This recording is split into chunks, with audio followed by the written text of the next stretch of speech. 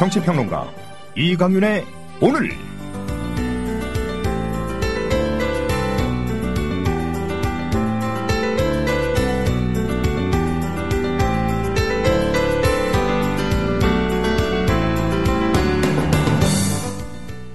안녕하십니까, 이강윤입니다.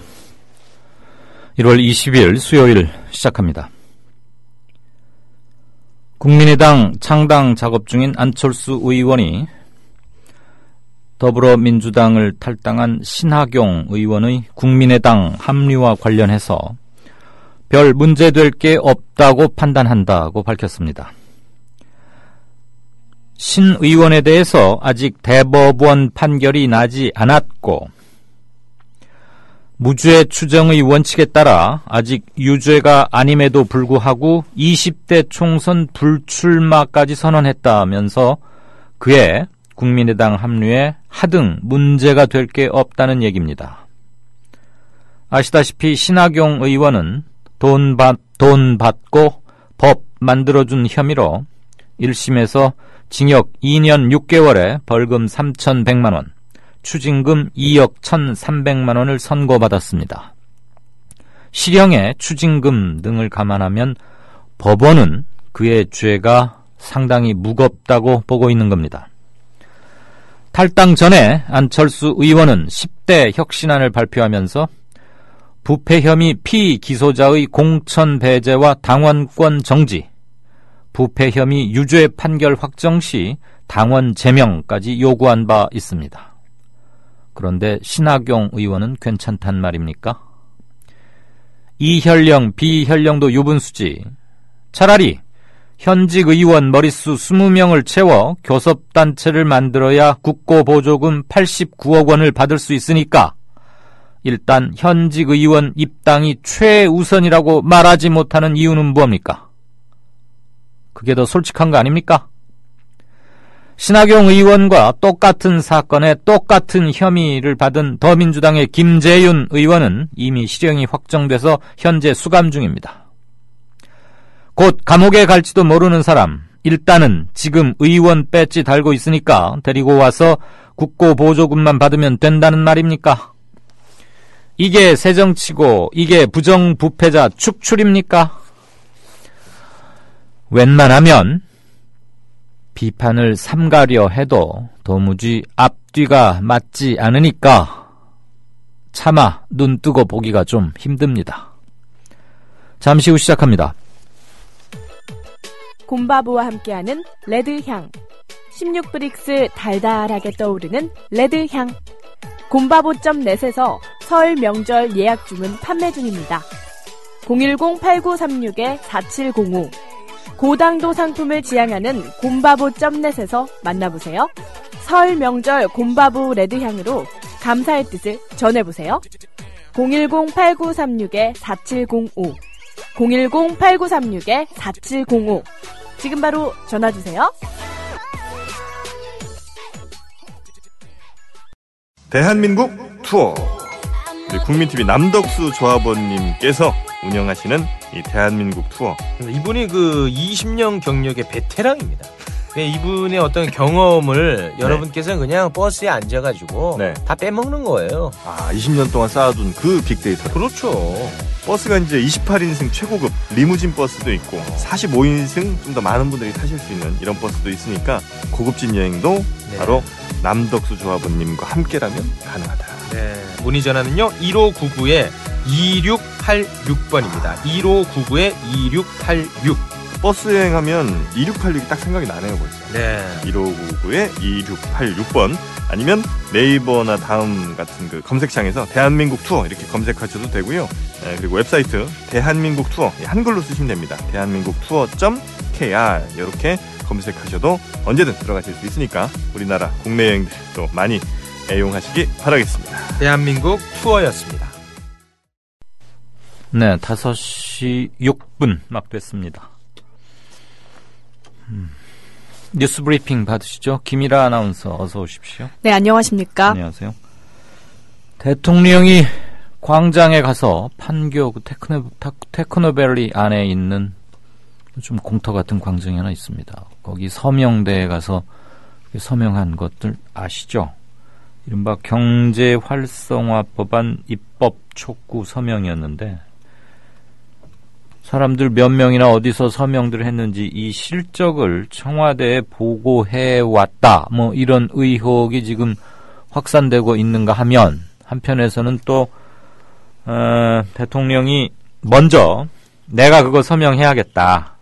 그래서 상공회의소 같은 경제단체에서는 아유 그렇게까지 하면 괜히 오해받을 수 있는데 그러면서도 차마 대통령이 무서워서 서명 안 하는 게 좋겠다는 말도 못하고 냉가슴만 알았다 등등 아무튼 대통령의 서명 가지고 얘기가 굉장히 많죠 지금? 네 그렇습니다.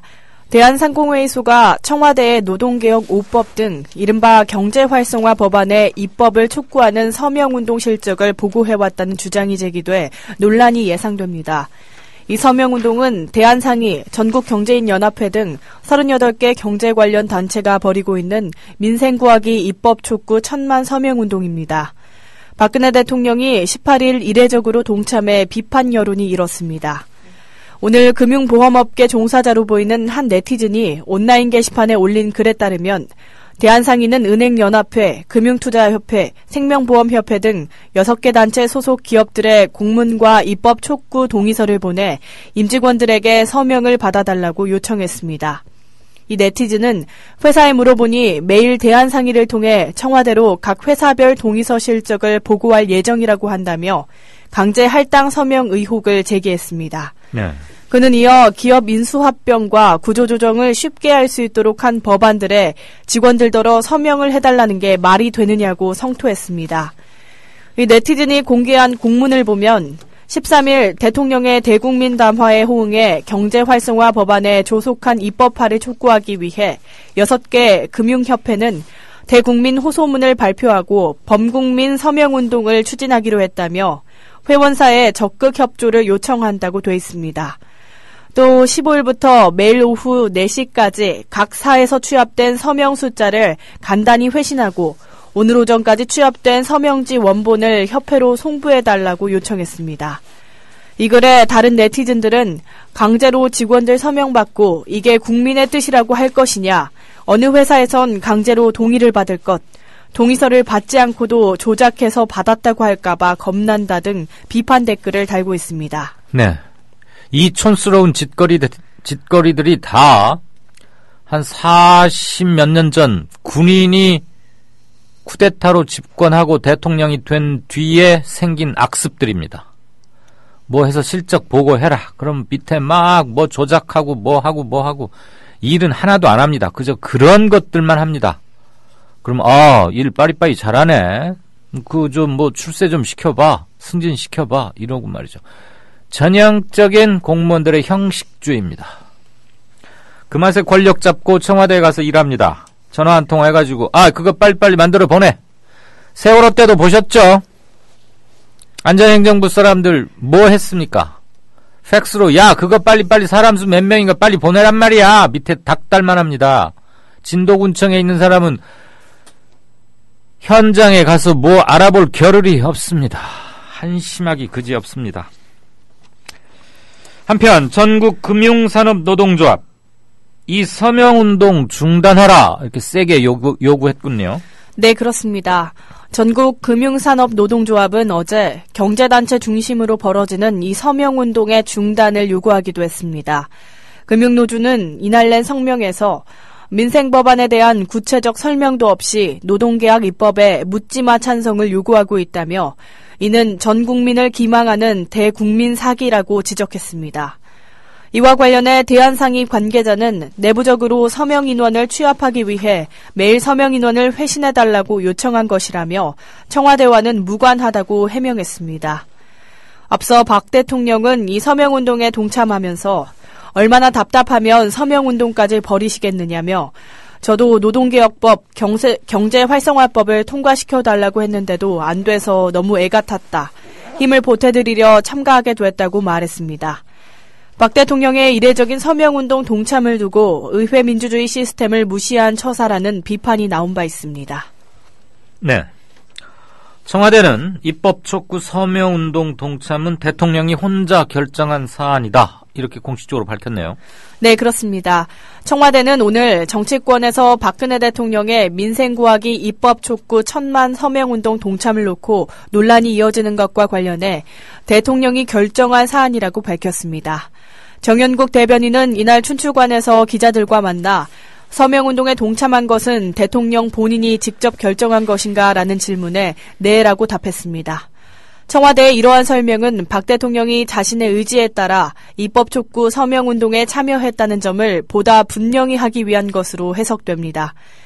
박 대통령은 전날 국무회의에서 오죽하면 이 엄동설 안에 경제인들과 국민들이 거리로 나섰겠습니까? 라며 이렇게 계속 국민들이 국회로부터 외면을 당한다면 지금처럼 국민들이 직접 나설 수밖에 없을 텐데 그것을 지켜봐야 하는 저 역시 너무도 안타깝고 마음이 무겁다고 밝혔습니다. 네, 서명해서 안 되면은 되게 그 다음에는 농성 같은 거 하는데 대통령이 어떨지 궁금합니다. 무소속 안철수 의원이 지금 국민의당 창당 주도하고 있는 건 다 아실 거고요. 새누리당 지지율을 30% 밑으로 떨어지게 하겠다. 이렇게 공언했네요. 네, 그렇습니다. 가칭 국민의당 창당을 주도하고 있는 무소속 안철수 의원은 오늘 콘크리트 같던 새누리당 지지율 40%가 국민의당이 나오자 35%대로 떨어졌다며 새누리당 지지율을 30% 밑으로 내려가게 하겠다고 말했습니다. 안 의원은 이날 마포 창당준비위원회 사무실에서 열린 기획조정회의에서 지금 박근혜 대통령과 새누리당의 행태는 30% 지지율도 과분하기 때문이라며 이같이 밝혔습니다. 그는 이번 총선은 양당 체제를 깨고 강력한 제3당을 만드는 선거라고 규정한 뒤 그러면 정치가 달라진다. 국민의당 때문에 모든 정당의 변화가 불가피하게 됐다. 그것만으로도 강한 3당의 필요성에 동의할 것이라고 말했습니다. 안 의원은 지금 대한민국 시계는 멈췄다. 무능한 여야와 국회 탓만하는 대통령이 각자 주장만 하고 싸움만 하고 있기 때문이라며 국회 탓만 하고 대화와 설득 노력은 전혀 하지 않으면서 일본 아베 총리가 위안부 할머니를 다시 모욕해도 말 한마디 못하는 대통령, 느닷없이 국회 선진화법을 날치기 하려는 여당은 국민과 국회, 야당을 만만하게 보고 있는 것이라며 비판했습니다. 이어 보육대란과 선거구 실종, 노사정 합의 파기 상황 등을 언급해 막 나가는 여당과 무능한 야당 모두 이 상황의 공범이라며 양당의 담합 카르텔을 깨야 한다고 말했습니다. 네.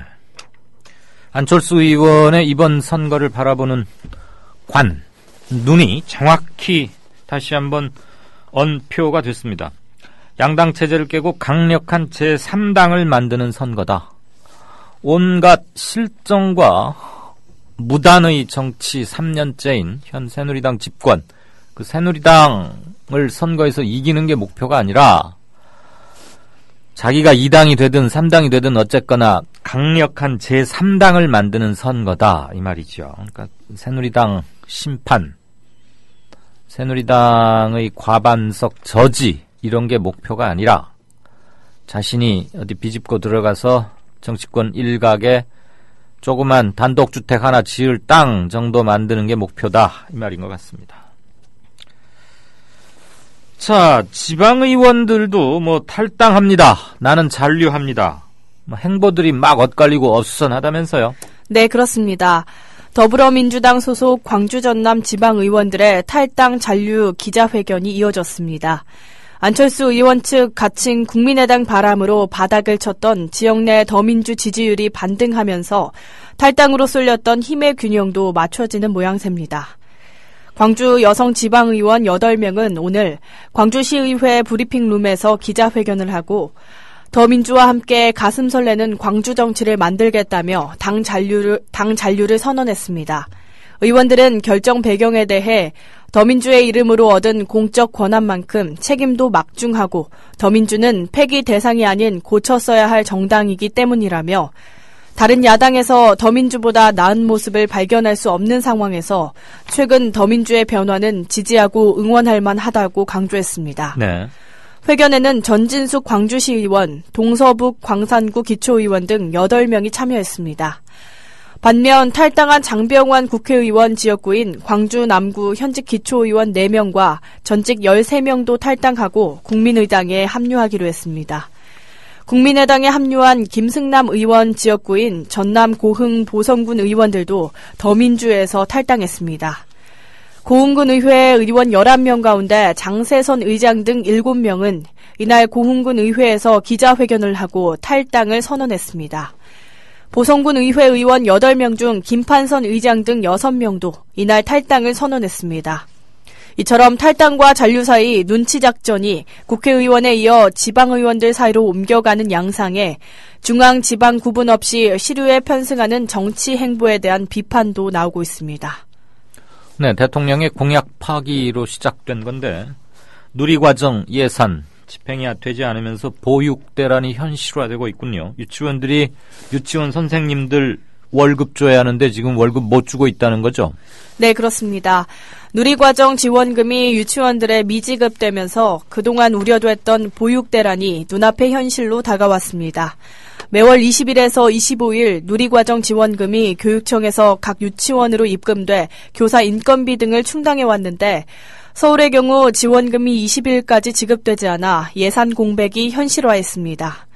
한국유치원총연합회 서울지회는 이날 서울시의회 앞에서 집회를 열고 유치원 누리과정 지원금을 재편성하라고 촉구했습니다.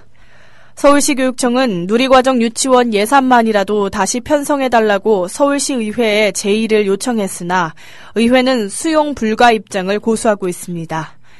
연합회는 유치원 누리과정 지원금을 우선 지급한 뒤 정치권이 머리를 맞대고 어린이집까지 지원하도록 해야 한다며 학부모와 아이들을 볼모로 잡고 정치권과 관계당국이 고통을 주고 있다고 성토했습니다. 서울시내 유치원들은 누리과정 지급 중단에 따른 교육청 차원의 뚜렷한 지침도 없어 더욱 혼란스럽다는 입장입니다. 네, 이게 참 우울한 소식인데요. 현재 25에서 29살 사이의 청년층은 10년을 꼬박 벌어도 서울에서 내 집 마련하는 건 도저히 무망한 일이다. 뭐 이런 얘기죠? 네, 그렇습니다. 저성장으로 소득 증가율이 둔화하고 정규직 취업률이 낮아지면 서울에 있는 주택의 절반 이상이 청년층은 구입할 수 없는 주택이 되는 것으로 나타났습니다. 이는 국책연구기관이 국토교통부의 주거실태조사와 통계청 가계동향조사 등을 활용해 2014년 실거래가를 기준으로 당시 25세에서 29세였던 청년이 35세에서 39세가 됐을 때 구입 가능한 주택을 추산해 도출한 결과입니다. 국토부 주거실태조사를 분석해보면 결혼 등으로 가구를 형성하고 최초로 주택을 사는 나이는 평균 38.9세입니다. 오늘 국토연구원의 저성장시대 청년층 주거 안정을 위한 정책 방안 연구 보고서를 보면 2011년에서 2020년 경제 성장률을 3.6%로 가정했을 때 2014년 25세에서 29세인 청년은 10년이 지나 나이가 들고 소득이 증가해도 서울에 있는 주택 가운데 56.4%만 살 수 있었습니다. 서울에 있는 주택 10채 가운데 6채는 청년층에게 말 그대로 그림의 떡이 되는 것입니다. 더 심각한 문제는 이런 추정마저도 집값이 2014년 실거래가에서 오르지 않는다고 가정했다는 점입니다. 이수 국토연구원 선임연구위원은 하방 경직성이 있어 집값은 급락이 없고 일반적으로 오른다며 이번 연구는 집값이 오르지 않아도 서울에 있는 집 가운데 절반을 청년이 살 수 없다는 점을 보여준다고 말했습니다. 네, 이거야말로 헬 조선과 수저 색깔 논쟁, 그것을 그대로 보여주는 게 아닌가 싶은데 2014년 집값 그대로 한 푼도 오르지 않는다고 쳐도 25에서 29살 사이에 지금 청년층들 10년 내에 쎄 빠지게 일하고 꼬박꼬박 모아도 서울에 있는 집은 그림의 떡이다. 너는 아무리 일해도 집 못 산다 이거군요. 야, 참. 이래서야 무슨 근로의욕, 미래에 대한 비전, 꿈 이런 게 가능하겠어요? 네, 죽음에 이르는 길이 절망이라고 가장 비참한 건 희망을 갖지 못하는 거라 그랬는데 서울에 꼭 집이 있어야 성공하는 거고 희망을 실현하는 것은 아니지만 내가 쎄 빠지게 일을 해도 10채 중에 6채는 내가 죽었다 깨어나도 살 수 없다. 비참합니다. 지금 25에서 29살까지의 청년층 여러분, 그렇다고 분노를 뭐라고 드릴 말씀이 없습니다. 넘어갑시다. 한일 위안부 합의는 무효다. 수요 집회 4주째 이어지고 있죠. 굉장히 오늘 날이 춥던데 말이에요. 그리고 지금 일본 대사관 앞에 소녀상 지키겠다고 벌써 20하루째 작년 12월 30일 밤부터 시작해서 젊은 청소년들이 밤을 새워서 거기서 꼬박 이 엄동설 안에 체감온도 20몇 도라고 하는데 그렇게들 하고 있죠? 네, 그렇습니다. 한일 위안부 관련 합의를 무효로 하라는 요구가 시민단체와 학계, 법률계 등에서 4주째 이어지고 있습니다. 한국정신대문제대책협의회는 오늘 정오에 서울중학동 옛 일본대사관 맞은편 소녀상 앞에서 1214차 수요 집회를 열어 12월 28일 일본군 위안부 합의를 무효로 하고 피해자들의 의견을 반영한 재협상을 하라고 주장했습니다. 맹추위에도 이날 집회에는 시민단체 관계자, 대학생, 시민 등 약 500명이 참석했습니다. 일본 정부의 일본군 성노예 범죄에 대한 국가적 법적 책임을 인정하고 이에 따른 배상과 진상규명 등 조치를 이행하라고 요구했습니다. 윤미향 정대협 상입대표는 정부가 먼저 나서서 위안부 문제가 해결되지 않으면 한일 정상회담에 임하지 않겠다고 스스로 밝혀놓고 이제 와서 위안부 문제가 마치 외교 걸림돌인 것처럼 졸속으로 해치웠다고 정부를 비판했습니다.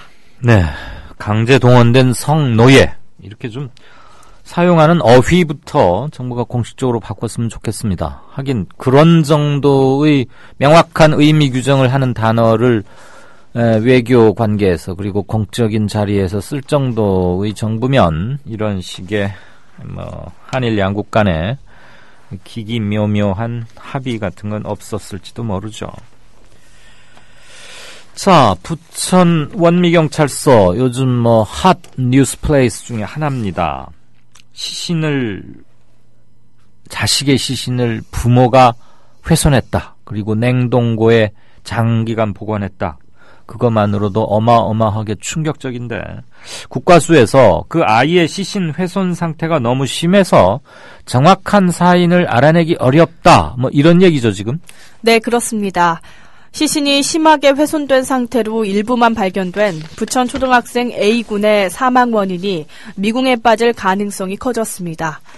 국립과학수사연구원 관계자는 오늘 연합뉴스와 통화에서 A군의 시신을 부검한 결과 남은 부분에서 직접적인 사인을 확인하지 못했다면서 시신의 남은 부분이 너무 적어서 사인 추정이 어렵다고 밝혔습니다. 네.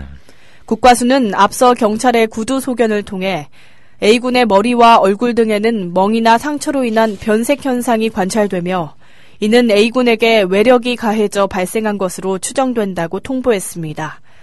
그러나 누군가의 구타나 사고에 의해 발생했을 이 같은 변색 현상이 A군의 직접적인 사망 원인으로 볼 수는 없다고 밝혔습니다. 국과수 관계자는 A군이 머리와 얼굴 등에 멍이나 변색과 같은 외력이 가해진 흔적은 있지만 뇌내 출혈이나 골절은 발견되지 않았다면서 이는 A군의 머리 부위에서는 혼수 상태에 빠지거나 사망에 이를 만큼의 흔적은 발견되지 않았다는 의미라고 설명했습니다. 그러니까 결국 한 3년 정도 지금 냉동고에 보관했다는 거 아닙니까? 어마어마하게 긴 시간이고 상상할 수 없는 기간인데 그래서 일테면 뇌내 출혈이나 골절은 발견되지 않았다. 그러니까 정확한 사인을 현재로서는 도저히 알 수가 없다. 아버지가 자백을 하거나 그러지 않는 한 이런 네, 얘기죠. 그렇습니다. 네. 결국 심하게 훼손돼 일부만 남은 채로 3년여간 냉동 보관된 A군의 시신만으로는 사망 당시 정황을 추정할 수 없습니다. A군은 머리 부위를 제외한 살과 장기가 모두 훼손돼 남아있지 않은 상태로 전해졌습니다. A군 아버지는 경찰에서 아들의 시신을 훼손한 뒤 일부는 쓰레기 봉투에 담아 일부는 변기에 넣어버렸다고 진술했으며 나머지는 집 냉장고의 냉동실에 3년 넘게 보관해왔습니다. 경찰 관계자는 A군 아버지와 어머니에 대해 부작위에 의한 살인을 포함해 어떤 죄목을 적용할지 법률 검토를 하고 있다면서 수사 결과에 따라 부모에게 각각의 죄목이 적용될 수도 있다고 말했습니다. 네. 올해가 한국 관광의 해인데 중국 관광객들 많이 오게 하려고 여러 가지 혜택을 주겠다면서요? 네, 그렇습니다. 올해 한국 관광의 해를 맞아 중국인 단체 관광객에 대한 비자 수수료가 1년 동안 면제됩니다. 아울러 하반기부터는 한류 콘텐츠와 연계해 단기 방한하는 중국인을 위해 한류 비자를 신설합니다. 문화체육관광부는 오늘 중국 베이징에서 열린 2016 한국 관광의 해 개막 행사를 맞아 이같이 발표했습니다. 복수 비자 대상 연령이 60세에서 55세로 낮아지고 체류 기간도 60일에서 90일로 늘어났습니다. 다음 달부터는 한중간 항공 신규 노선 6개가 신설됩니다. 크루즈 전용 부두가 확충되고 제주, 부산 등 크루즈 종합안내센터가 구축됩니다. 기항지 테마 관광 프로그램도 본격 운영됩니다. 전국 만여 개 사후 면세점에서 100만 원 한도 내에서 즉시 환급제가 시행됩니다. 네. 문체부는 이를 통해 올해 방한 중국 관광객 800만 명을 달성한다는 계획입니다. 김종덕 문체부 장관은 2016년 한국 관광의 해 개막식을 계기로 중국인 관광객들의 더욱 편안하게 대한민국을 관광하고 다시 찾아올 수 있도록 각 지역의 매력적인 관광 콘텐츠를 집중적으로 발굴하고 교통, 숙박 등 관광 기반 시설을 획기적으로 개선하여 다시 찾는 관광 한국으로 만들어 나가겠다고 말했습니다. 네, 우리나라 공무원들은 획기적 개선, 집중적 발굴, 최선의 의견 도출 이런 말 없으면 일 어떻게 할지 걱정이긴 합니다. 자, 이건 무슨 얘기입니까? 휴대전화 요금만 제대로 내도 신용 등급이 올라간다? 이럴 수가 있습니까?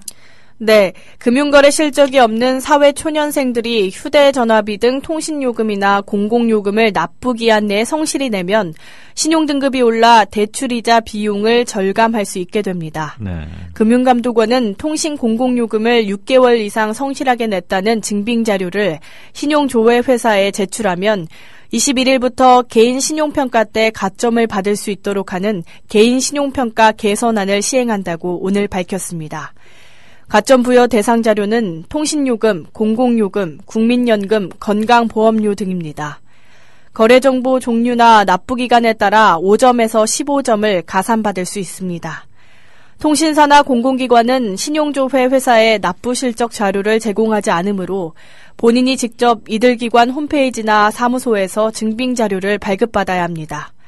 발급받은 자료를 신용조회 회사인 나이스평가정보나 코리아 크레딧뷰로에 우편 또는 팩스로 보내거나 직접 방문해 제출하면 적정성 확인 절차를 거쳐 일주일 이내에 결과를 회신받을 수 있습니다. 신용정보 부족 소비자 932만 명 중 30%가 자료를 제출했다고 가정하면 이 중 약 100만 명이 신용등급 상승 혜택을 입고 이를 통해 약 6천억 원의 이자 비용을 줄일 수 있을 것으로 기대됩니다. 네, 그러니까 휴대전화 요금 미납하거나 그러면은 곧바로 그 신용등급 하락으로 이어진다는 얘기군요. 그러니까 허허 이런 게 있었네요. 돈 없어서 휴대전화 요금 못 내는 것도 참 그럴 텐데 신용등급까지 깎이면 알겠습니다. 내일이 대한이죠 아마. 소한 다음에 춥기로 그런 곳인데 강추위는 며칠째 계속된다고 합니다. 날씨 어떻답니까? 24절기 가운데 마지막 절기인 대한이자 목요일인 내일은 중국 북동지방에 있는 고기압의 가장자리에 들어 전국에 가끔 구름 많겠습니다. 제주도는 대체로 흐리겠고 동풍의 영향으로 강원도 영동과 경북 북부 동해안은 대체로 흐리고 밤에 눈이 오겠습니다. 아침 최저기온은 영하 15도에서 영하 2도, 낮 최고기온은 영하 2도에서 영상 5도로 예보됐습니다. 바다의 물결은 동해전 해상과 남해 동부 먼바다에서 2m에서 4m로 매우 높게 일겠습니다. 그 밖의 해상에서는 0.5에서 2.5m로 일겠습니다. 네, 석 달 만에 돌아온 김일아 아나운서 아주 귀에 쏙쏙 들어오게 뉴스 전달이 대단히 일취월장한 게 아닌가 싶습니다. 잘 들었습니다. 고맙습니다. 월간 다운로드 수 1000만, 팟캐스트계의 에이스, 국민 라디오가 광고주를 찾습니다. 직접 찾아서 선택해 듣는 방송, 청취 몰입도가 높은 방송, 지상파 케이블 광고와 차원이 다릅니다. 부담 없는 가격, 소비자의 열띤 반응, 전혀 다른 광고의 블루오션을 경험해 보십시오. 국민라디오 @gmail.com으로 문의해 주시면 상세히 안내해 드리겠습니다.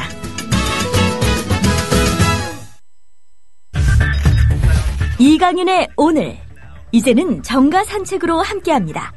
정치권 동향 생생하게 풀어드릴 분은요. 네, 최유한 평론가 안녕하세요. 예, 안녕하십니까, 최유한입니다. 예, 많이 춥죠? 아유, 굉장히 춥네요. 새벽에 나갔다 왔는데, 아유. 예.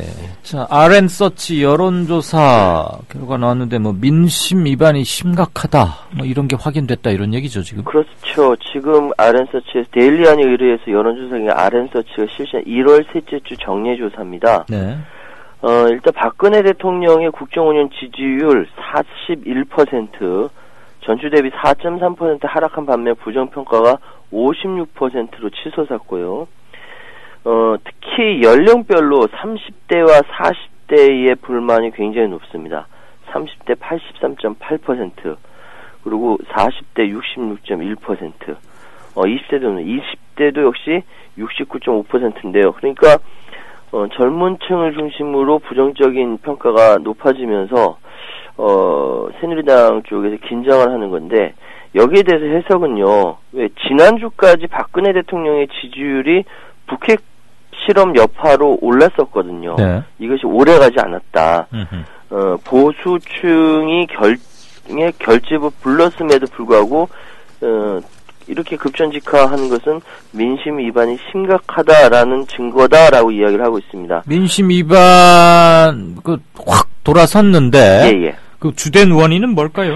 근데 이 주단 원인에 대해서는 이야기 나오지 않는데요. 네.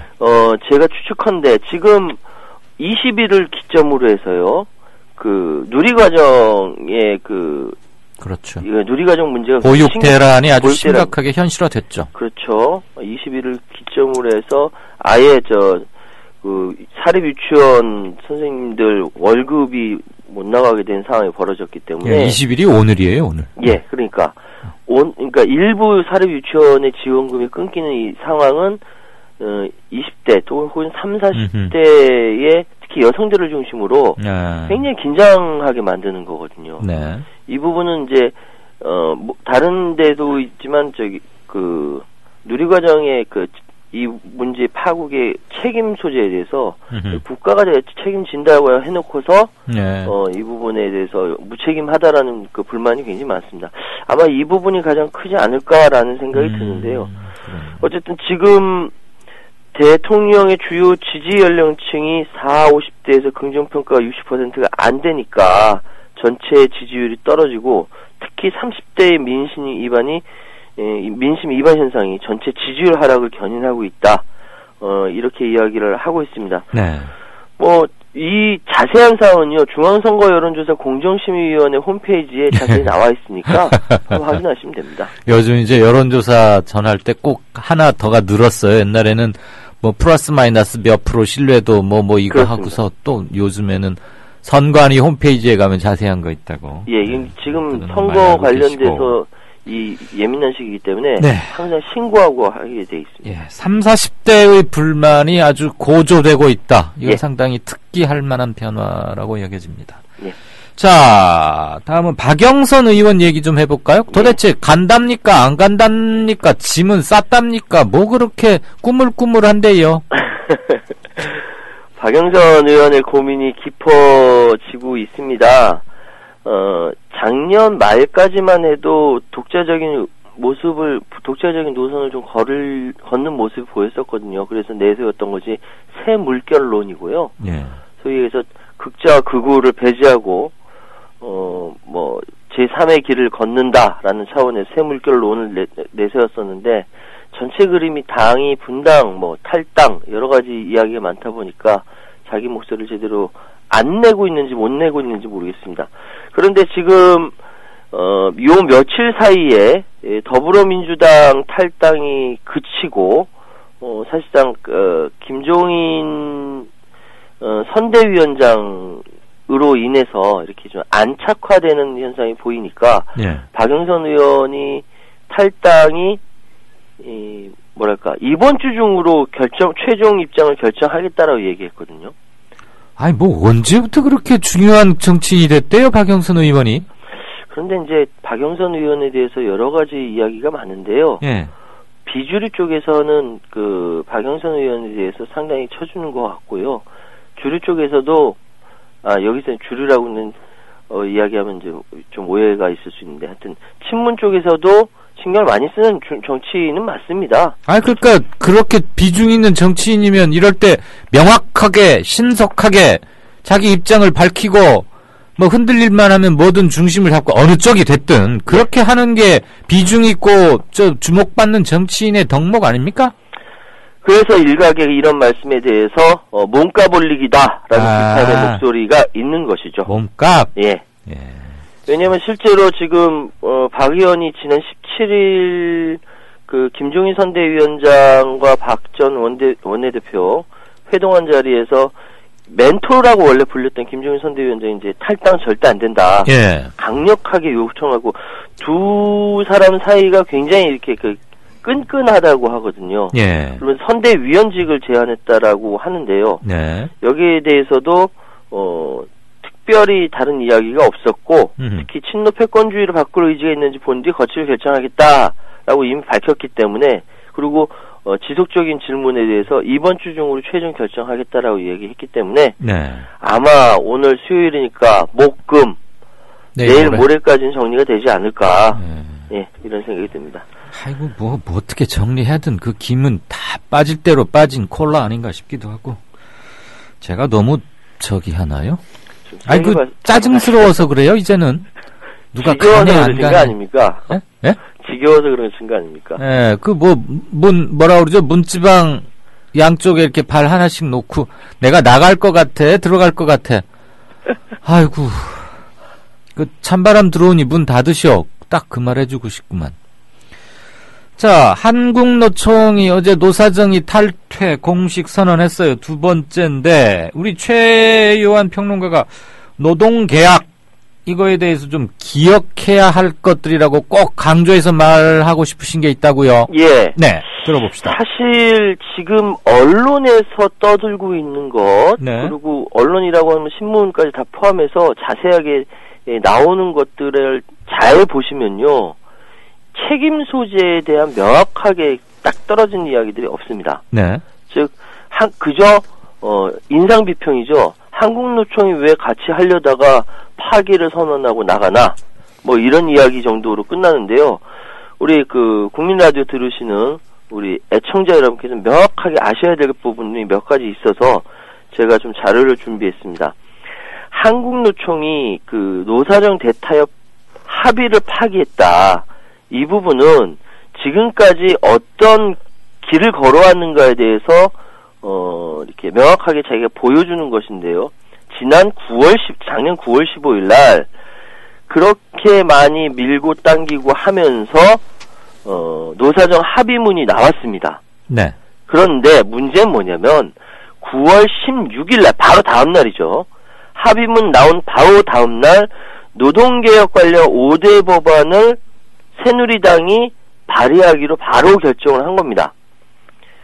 자, 9월 15일 날 합의문이 나오기 위해서는 밀고 당기고 여러 가지 진통을 겪으면서 겨우겨우 합의문이 나왔는데, 합의문이 나오자마자 바로 다음 날 노동개혁 관련된 5대 법안을 발의한 겁니다. 그러니까 새누리당 쪽은 이미 이 합의문만 나오면 그 내용과 무관하게 발의한다라고 결정이 돼 있었던 것이죠. 네. 자, 미리 사기치려고 준비했던 것을 알 수가 있고요. 그런데 이 그러니까 발의했던 법안 내용이 문제입니다. 노사 간의 미합의 내용까지 포함되어 있었던 거죠. 바로 지금 문제가 되는 비정규직 관련 두 가지 법안, 그러니까 기간제법과 파견법, 이거는 합의문 그리고 내내 논의하는 사항에서는 공동실태조사와 전문가 의견 수렴 등을 거쳐 대안을 마련하고 합의안을 이끌어내기로 했다라고 잉크가 채 마르기도 전에 새누리당이 일방적으로 발의 결정을 냈던 겁니다. 그러니까 여기에 대해서 김동만 한국노총 위원장이 너무너무 화가 나니까 1인 시위를 한 달 넘게 했습니다. 예. 근데 1인 시위했다라는 거 언론에 잘 나오지도 않고요. 예. 그러다 보니까 국회 환경노동위원회에서 기간제법과 파견법의 개정안에 대해서 지속적으로 내부에서 싸웠던 것이죠. 그러니까 이번에 이렇게 완전히 이제 대태협 합의 파기를 하고 나서 김 위원장 이야기는 전면적으로 한국노총을 투쟁체제로 전환하고 서울과 수도권을 중심으로 반노동자 후보와 정당에 대해 조직적 심판 투쟁을 전개해 나갈 것이다 라고 이야기했는데 이 상황에 대해서 정말 언론 플레이를 잘하는 그리고 네. 언론에서 직접적으로 밀어주고 있는 새누리당과 조금 말씀 정리 좀 부탁드릴까요? 예, 네. 말씀 정리하겠습니다. 자, 지금까지 말씀드린 게 핵심이고요. 자, 모든 것이 첫 번째, 모든 것이 계획되어 있었다. 네. 합의 파기 바로 다음날 새누리당이 진행했다.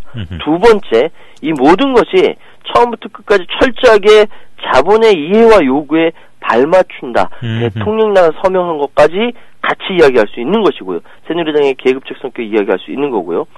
저는 왜 이렇게까지 할까라고 했을 때 결국은 궁극적으로 민주노총을 배제하고 한국노총을 무력화하는 것이 궁극적인 목표가 아니겠느냐라는 네. 생각이 듭니다. 여기에 대한 혁혁한 공로는 언론이다. 모든 사항을 정쟁으로 몰고 가는 언론의 책임이 대단히 크다라고 말씀드립니다. 알겠습니다. 노동 문제 깊이 들어가면 좀 뭐 복잡해지고 어려워들 여기시는 분들이 많은데 방금 최유한 평론가의 얘기는 귀담아 들어야 할 때문에 많은 것 같습니다. 자, 오늘 잘 들었습니다. 예, 감사합니다. 네, 지금까지 정가산책 최유한 평론가였습니다. 박 대통령은 재치 있는 유머로 주변 사람들을 안심시키며 분위기를 바꾸었습니다. 아유, 공해야 공해. 아니 기사님, 뉴스 듣다 왜 라디오를 끄세요? 대통령 동정 연예인 스캔들 동물 날치 얘기뿐이에요. 어디 뉴스가 뉴스다워야지요.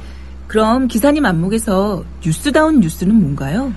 4대강 만든다고 하더니 죽을 4자 4대강 만들었고 나라님이 자원 외교한다며 혈세를 펑펑 써댔고 똥별들이 무기 팔아서 뒷돈 챙기고 나라가 개판 5분 전이 됐는데 이런 건 뉴스에 안 나오잖아. 뭐가 뉴스겠어요?